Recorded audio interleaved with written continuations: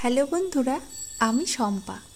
আমার এই ছোট্ট চ্যানেলে তোমাদের সবাইকে জানাই অনেক অনেক শুভেচ্ছা আর ভালোবাসা। চলো আরও একটা দিন শুরু করি। আর কিভাবে দিনটা কাটিয়ে ফেললাম সেটা অবশ্যই দেখো, কিন্তু একদম শেষ পর্যন্ত। Good morning. সকাল থেকে কিন্তু আমার মর্নিংটা একটুখানি ব্যাড, জানো তো। যা কত রকমের যে পাখি দেখা যায় না ছাদে এলে সকালবেলায়। সেই এক ধরনের হলুদ পাখি যে দূরে ডাকছে, শুনতে পাচ্ছ? আমরা না ছোটবেলায় ওই পাখিটাকে বলতাম কুটুম পাখি। যাই হোক, আমার মনটা খারাপ হলো এই যে দেখো এটার জন্য।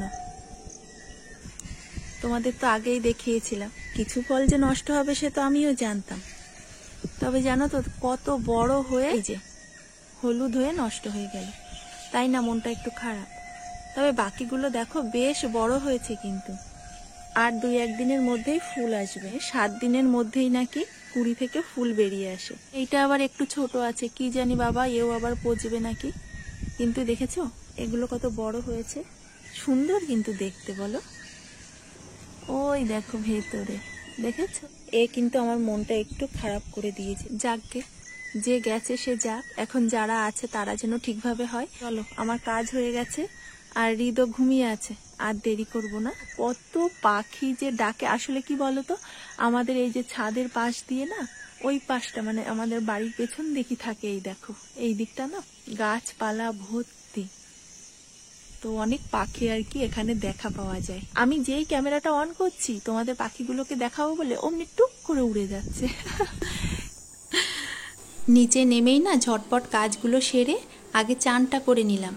এবার পুজোটা আগে সেরে নেব, তারপর চুল আঁচড়াবো। হৃদ এখনও ঘুমিয়ে আছে, জানো তো। ও ঘুম থেকে ওঠার আগে পুজোটা সেরে নিতে পারলেই হয়, না হলে না ঠাকুর ঘরে গিয়ে হানা দেবে আর সব ঠাকুরগুলো নিয়ে বড্ড টানাটানি করে। যদিও মিমিও কিন্তু ঘুম থেকে উঠেই পড়েছিল, তবুও আমি চাই না ওর পড়ার সময় হৃদ গিয়ে বিরক্ত করুক। আমার একদম একটুখানি পুজোটা বাকি ছিল, তখনই হৃদ উঠে পড়ল। ওকে নিয়েই পুজোটা সেরে আবার আমার একখানা কাজ বেড়েছে। যবে থেকে গরমের উৎপাত শুরু হয়েছে না, তবে থেকে ঘরদোর সব ছেড়ে দিয়ে এই যে এই ঘরে মেঝেতে বিছানা করে শোয়া হয়। আমাদের না অন্য সব ঘরের তুলনায় এই ঘরটা একটু ঠান্ডা, তাই আর কি এই ঘরের মেঝেতেই বিছানা করা হয়।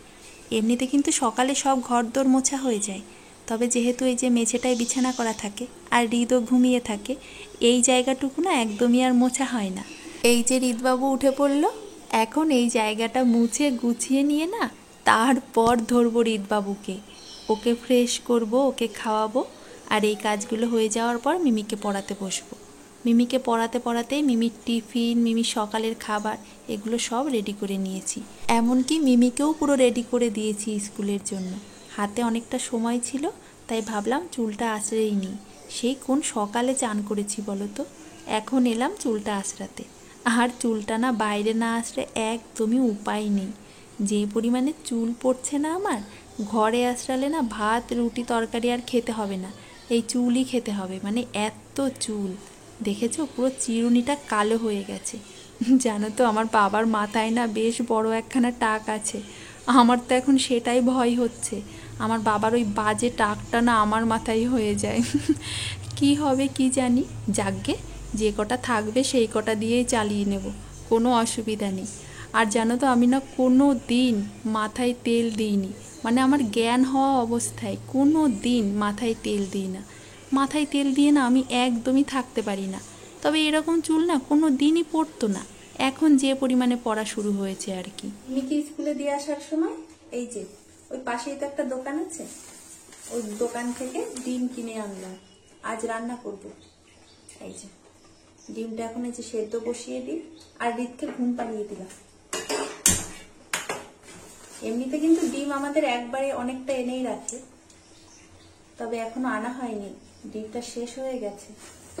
একটা দাদা আছে, ওই দাদাটা মাছ কেটে দেয়, ওই দাদাটা যদি যায় তো ওই দাদার থেকে একটু মাছ নিই, না হলে সবার থেকে মাছ নিতে পারি না, কেটে দেয় না। সকালে যা কাজের আমার তাড়া থাকে, মাছ নিয়ে কাটবো তারপরে রান্না করবো, এটা একদম অসম্ভব। হৃদও ঘুমিয়ে আছে আর আমি ডিমটা সেদ্ধ বসিয়ে না একদম দৌড়ে দৌড়ে কাজগুলো সেরে নিলাম। ঠাকুরের থালা বাসনগুলো ধুয়ে মেজে একদম চকচক করছে। আর এই যে চাদরটা পাল্টাইনি, তবে বিছানাটা গুছালাম। এই ঘরটা আর ওই ঘরটা দুই ঘরের চাদরটা একটু পাল্টে দিলাম। আর জানো তো এই কাজগুলো করতে করতে রিদ একবার উঠেও পড়েছিল। আমি ওকে খাইয়ে না আবারও ঘুম পাড়িয়ে দিয়েছি, তবে এত ভালো ঘুমালো রিদ, আর উঠলই না। আমার পুরো রান্না শেষ জানো, তখন গিয়ে উঠেছে সে প্রায় 1টা নাগাদ। কত বড় ঘুম! আর এই যে রান্না করতে করতে সেই পোস্ট অফিস থেকে একটা কাকু এসে না লগ্নজিৎ কর বলে ডাকছে। আমি তো পুরো অবাক, অত একটা ছোট্ট মানুষের নামে কি চিঠি এলো। তারপর গিয়ে দেখি এই যে রেশন কার্ড, আমাদের হৃদবাবুর রেশন কার্ডটা এলো। আমিও তো ভাবি অত একটা ছোট্ট মানুষ। তারপর আমার রান্নাটাও শেষ হলো, এই যে ডিমের ঝোল, ভেন্ডি ভাজা, কুঁদরি ভাজা।